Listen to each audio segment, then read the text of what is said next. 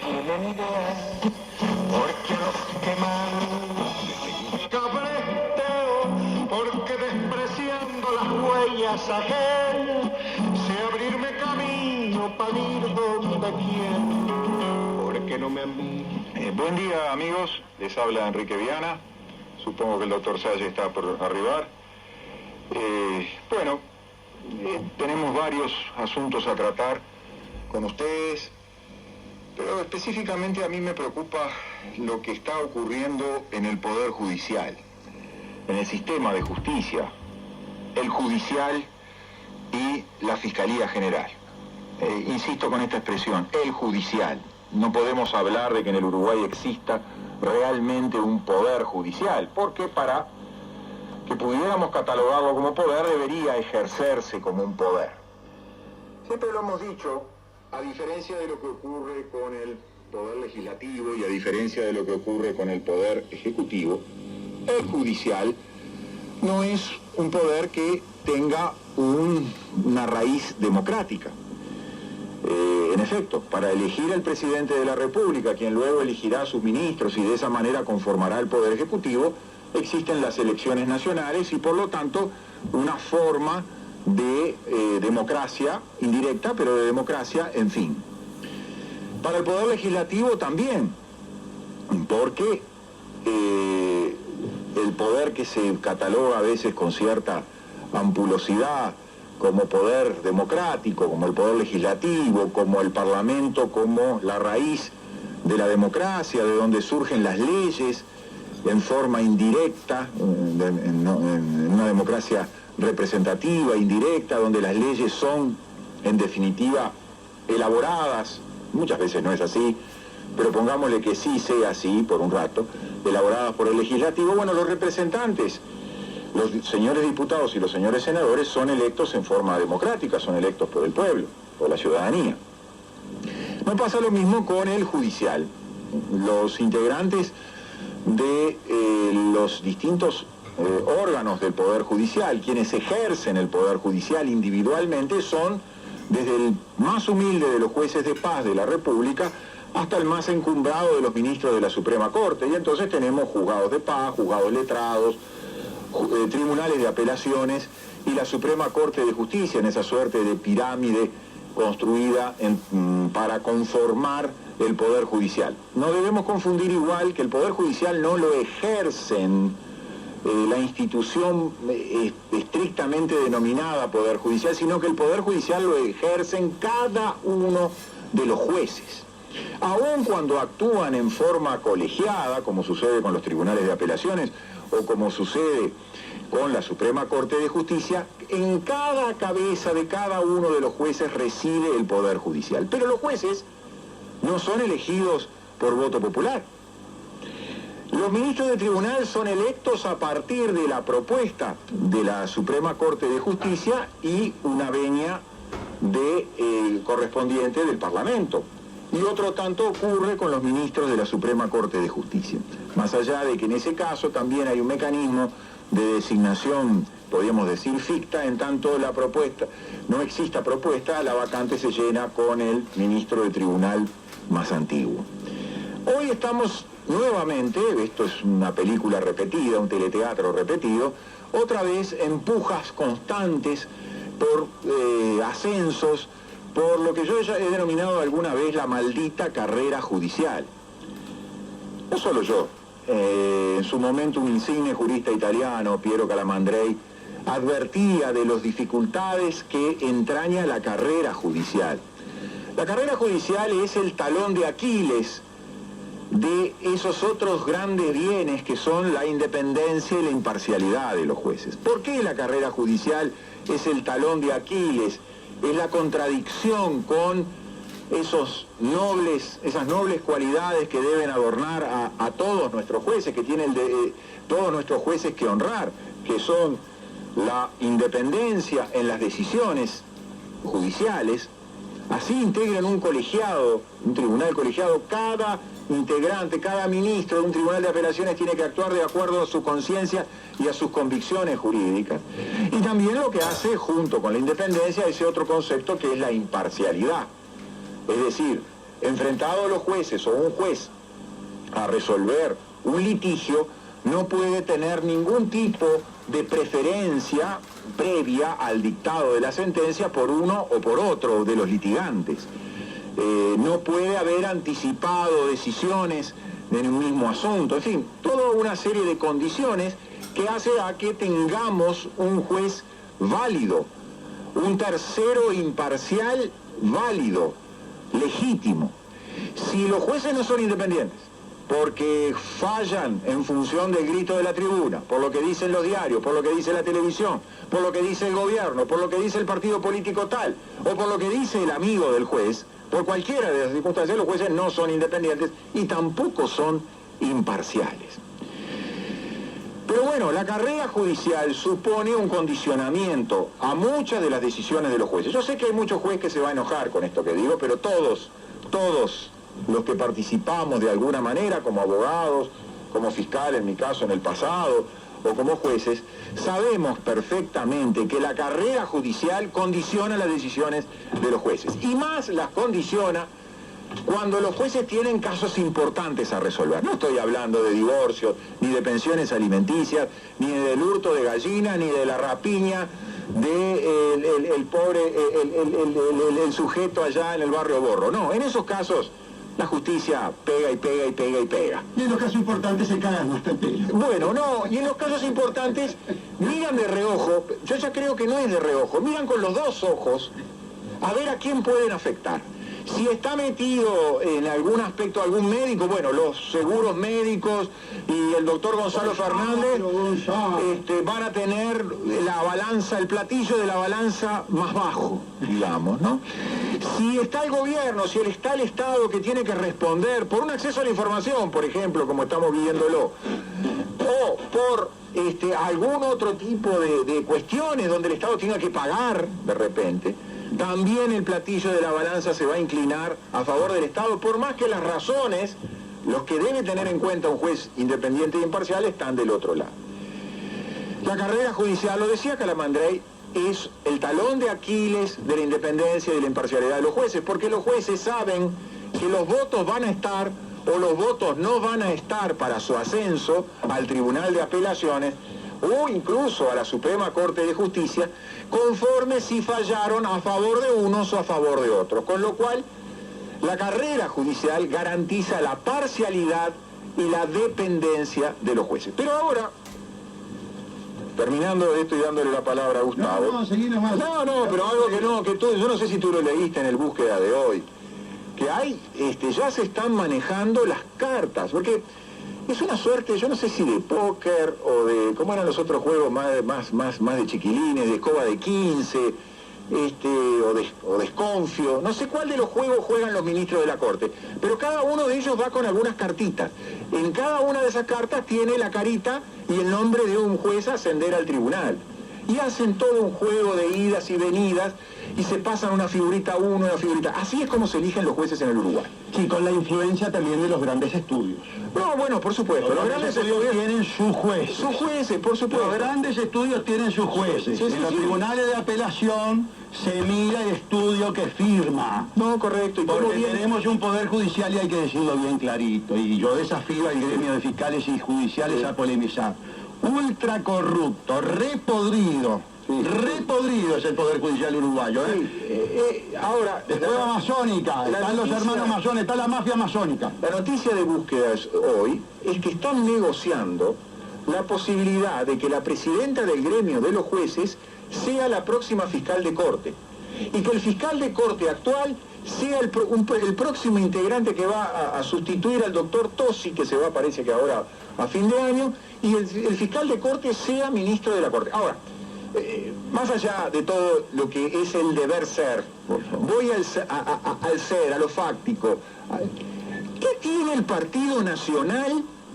¿Qué tiene el Partido Nacional que le encanta colocar a nivel de la justicia a gente del Frente Amplio? ¿Qué es lo que pasa acá? Bueno, vos me vas a decir, está robando Luis. Partido único del nuevo orden mundial. Yo lo sé. Pero a mí me cuesta creer, esto no va dirigido a los gobernantes ni a los dirigentes, va dirigido a quienes con cierta ilusión votaron al Partido Nacional. ¿Qué es lo que pasa con el Partido Nacional que acomoda frente amplistas? Vamos a decirlo así con toda la letra. Y los acomoda nada menos, y ahí vamos a lo que tú dijiste, que en el órgano contralor. Que en el órgano de Contralor, entre otras cosas, de la corrupción. Yo venía en el vivo, Enrique, que venía para acá y venía hablando con los amigos, y hablando de la putrefacción que tiene el Uruguay. Ahora, la cosa es por su nombre. Al uruguayo le gusta votar. Al uruguayo le gusta votar corrupto. Es la teoría del consentimiento. Al uruguayo le gusta votar al que lo sodomiza.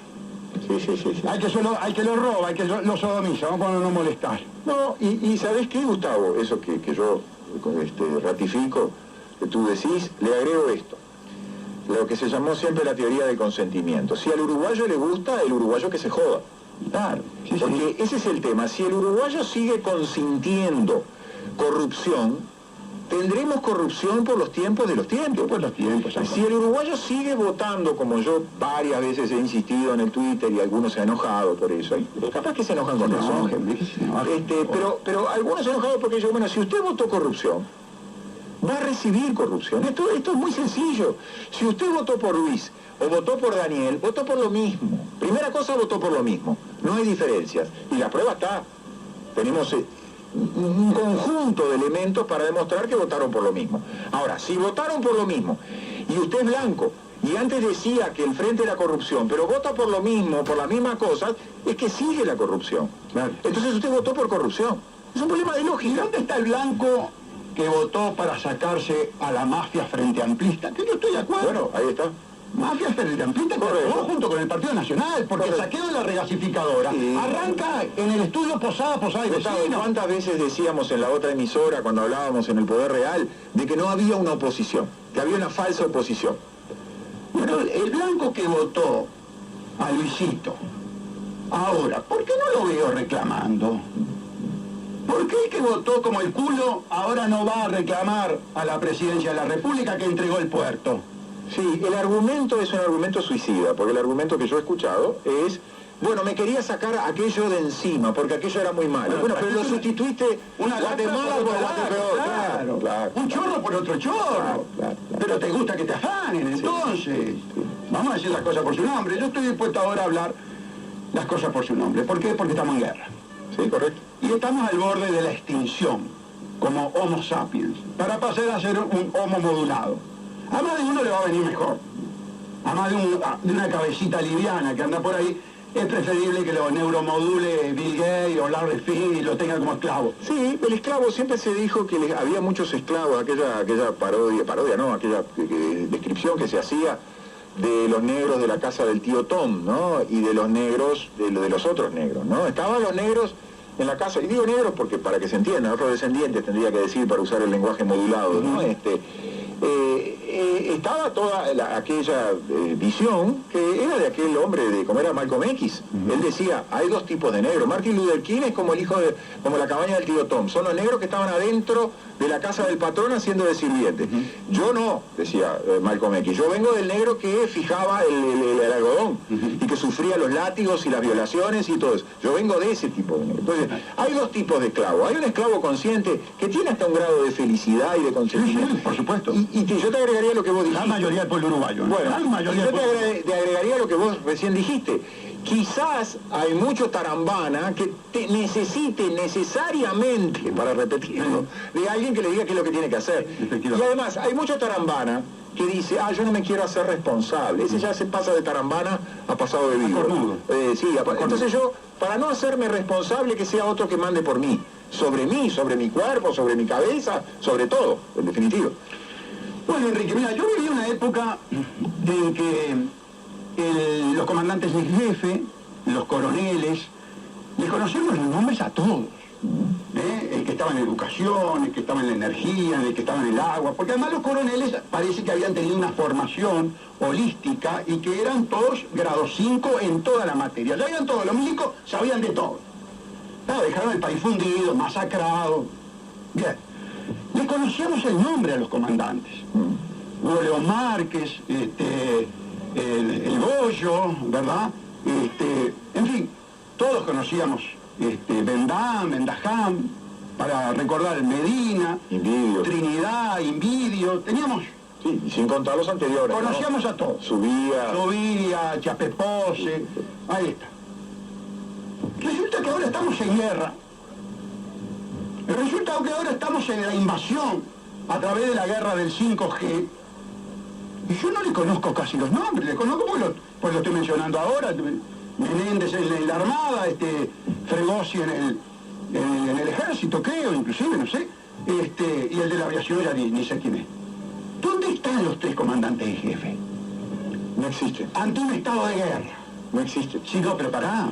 Comandante de estado de... Comandante sí, yo lo sé. que no está en una guerra, nos está entregando. Bueno, pero voy a quebrar un pequeño tenedor por los comandantes.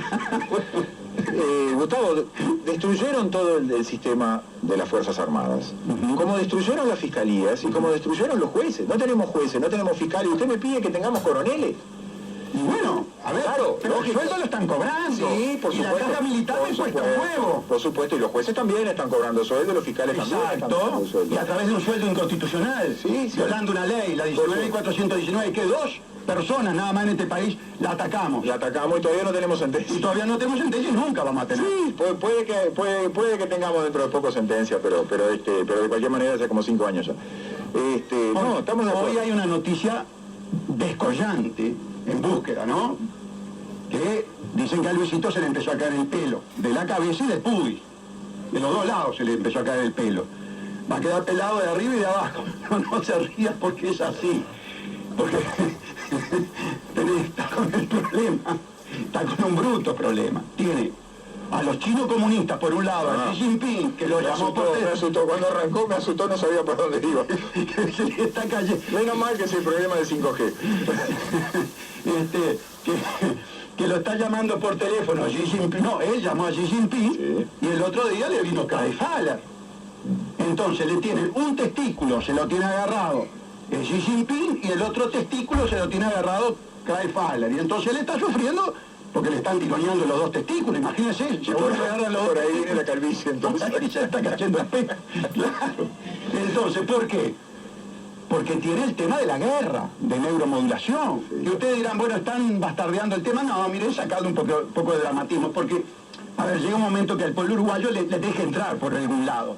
Y si va por la vía seria, si va por la vía que corresponde, parece que a mucha gente no lo entiende. Ahora, si vos le decís... bueno, Gustavo, cuando aquel señor tocaba aquella corneta y decía paradoja, ¿qué era? Claro, era humor. Era humor. Entonces, humor, de Calegrón, ¿qué era? Era humor. Lo que pasa es que hoy no hay ni siquiera humor. No se animan. No, el único humor que hay es para ensuciarte a vos, para ensuciarme a mí. Exactamente. De Bocati y de algún otro personaje, ¿no? Pero ninguno de esos que bastardea los temas serios se va a meter con el 5G. No. Solo es Salle Show.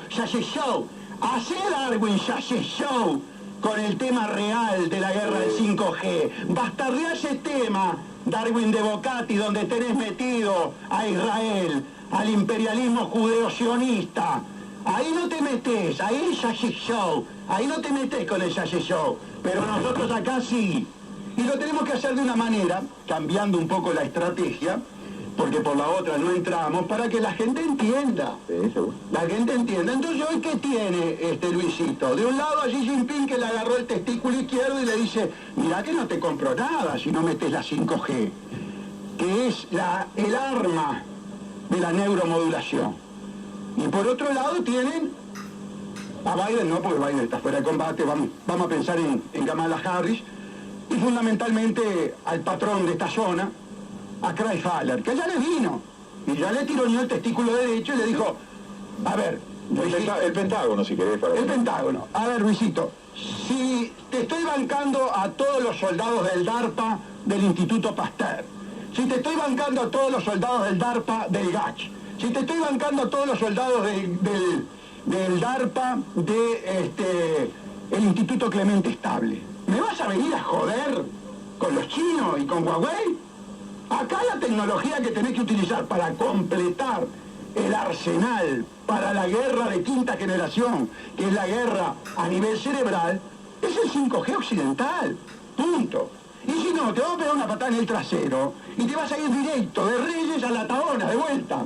Así se conjugan los temas cuando está en juego el imperialismo. Está admitido un juego, este juego es una suerte de jueguitos torsivos, vamos a llamarlo jueguitos torsivos chiquitos, ¿no? Que quiero negociar con los dos, con uno y con otro. En un tema que es crucial, en un tema que es central y que obviamente está vinculado a todo esto de la pandemia. Obviamente. Claro, pero la pandemia es el casus belli. Claro. Es el evento 201. Es el motivo por el cual dijeron, bueno, hay que vacunar a todo el mundo, embarazada, gurises. Los viejos son los de menos, los tipos como yo son los de menos. ¿Por qué? Porque la neuromodulación está proyectada, está planteada como una estrategia ya para el futuro. Correcto. Tener neuromodulado a un individuo de 60, 70 años, 80 años de edad, no importa. Quizás hasta sea más difícil, te digo. Exacto, porque tiene un bagaje anterior de elementos. Pero lo que importa es neuromodular a individuos jovencitos. Es cierto que ya los tienen totalmente tarados con las computadoras. Es un complemento, sí. Los tienen totalmente tarados con la computadora. Yo lo vivo en mi casa. Yo tengo el problema de la pantallización en mi casa, con toda la lucha que tengo en contra. Pero les quiero decir lo siguiente, esto es muy importante, porque por ahí en el Twitter siempre aparecen los genios, ¿viste? Que te quieren enmendar la plata y te dicen, no sé por qué habla de la neuromodulación, porque ya los tienen controlados. No, pero una cosa es que te controlen externamente, con un aparato externo, y otra cosa es que te tengan controlado con todo un sistema interno, endógeno. Es más, una cosa es que vos puedas cambiar el rumbo de acuerdo a un libre albedrío ya muy menguado, por la pantallización que tú decís, y que el gurí pueda darse cuenta, no, estoy equivocado, claro, tengo que mirar otra cosa, o puedo buscar cosas alternativas, o no tengo que mirar todos los días lo informativo, o la comunicación que me llega. Claro, o le partís el celular. Y otra cosa es que ese individuo ya no tenga esa posibilidad. Ahí está. Porque directamente está controlado. Claro, una cosa es que el padre diga, dame el celular y pega un macetazo y le rompa el bueno, también, puede ser un método. Es una medida totalmente didáctica. Sí. Pero cuando logró la élite que el tipo tenga el chip, que tenga los MEMS, que son las nanopartículas que se adosan a las neuronas, 80.000 millones de net que se adosan, esto lo lleva adelante Chris Robert con plata del DARPA. Es imposible. ¿Qué vas a hacer? ¿Le vas a abrir el cráneo a tu nieto? No, y lo que eventualmente podés llegar a tener son individuos de un lado e individuos del otro, ambos controlados por dos poderes que se puedan llegar a enfrentar en algún momento. Mirá, las proyecciones de las consecuencias de la neuromodulación necesitaríamos horas para abarcarla y nos quedan apenas 4 minutos. Yo venía diciendo en el auto, Enrique, que la putrefacta, toda esa manga de ladrones, que yo les advertí que la regasificadora en el 2008, hace 8 años, en el 2013 le advertí de la regasificadora, le advertí al pueblo uruguayo, le advertí al periodismo, le advertí a los jueces, le advertí a los fiscales. Y ahora sale el ladrón de Astori, pedazo de ladrón, rasgándose la vestidura y fue un error. No fue un error. Vos formás parte de una asociación para delinquir, ladrón. ¿Qué me vas a joder con que fue un error? Se fueron unos miserables ladrones. Y ahora son miserables invasores. Además no puede decir que fue un error cuando él integraba el gobierno. Pero por supuesto, del Ministerio de Economía. Ministerio de Economía, nada menos. Pero por favor, un tipo que le compre un museo a la hija. No, claro. Es como estos de ahora, acomodando a toda la familia. Si la regasificadora era un error, él tenía el derecho a renunciar o a poner todos los obstáculos posibles. Pero que el Partido Nacional y Luisito no se desgarre la vestidura, que el íntimo amigo del padre, el que capaz que le cambió los pañales a él, Ignacio de Posadas, que le daba vuelta y le ataba el pañalito a Luisito, fue el autor intelectual de la legislación perversa que permitió una sociedad anónima manejada por una reina, eso sí, una reina, una lady, la lady de Tabaré, digamos así, porque Tabaré la saca de la regasificadora. ¿Y dónde la mete Tabaré? En otro pantano. La mete en ANCAP, que era el que tenía que controlar también, ¿no? ¿Y dónde estaban los ministros de Economía y Finanzas? Y el ministro que se fue para el 26 de marzo. ¿Cómo era aquel ministro que se fue para el 26 de marzo? Kramerman, me había olvidado el apellido, ese no me sonaba. Kramerman, no me suena ese apellido, a mí no me suena ese apellido. Que lo abrazó el 26 de marzo. Ese 26 de marzo que ahora abraza a Kissinger y se pone también del lado de Kissinger con la pandemia. Y sus líderes están todos vacunados y neuromodulados. Pero qué país bendito que es este, ¿no? ¿Dónde me voy a esconder? Porque la bala puede provenir de cualquier una bala acá a la vuelta a la ferretería y haga un pozo. Ahora tengo que ir a previsión a pagarle al amigo Osquita que me atrasé en el pago del cajón y de los 10 coches que tengo contratados. Traté 10 coches. 10 coches, pero es disparate. Y bueno, por lo menos que vayan los choferes. Son todos que da trabajo. Si no, no va a hacer por el cajón. Bueno, andaba en Parque del Plata y digo, no, yo esta audición la tengo que... No, esto del 5G, simplemente para aportar algún elemento, en su momento yo acompañé al doctor Cabrera y a otras personas a hablar con el ministro de Industria, el ingeniero Omar Paganini. Al menos a nivel de ministerio nos pusieron cara de que no entendían nada, de no sabían nada, ¿no? Es decir, esa cara un poco que a veces uno... Yo confío. No, por supuesto. Ahora cuando veo que van a llamar a una licitación para todo eso, me imagino que el ingeniero Paganini está bien informado. Que Paganini no sabe la neuromodulación, no sabe de Huawei, no sabe del lío que tuvo Merkel. Voy a hablar muy bien del ingeniero Paganini porque me consta, trabajamos, no trabajamos juntos, pero trabajamos en la misma empresa en distintas épocas y tengo un muy buen concepto desde el punto de vista intelectual. ¿Sí? Por supuesto que sabe de esto. Sabe de eso. Y estos temas tienen un origen además en la actual intendenta, ¿no? Que en su momento en Antel fue que le dio el puntapié inicial. Pero el masón del candidato a la presidencia estuvo metido en todo un tema secreto de los chinos con respecto al manejo de las ciudades resilientes, y que lo declaró secreto.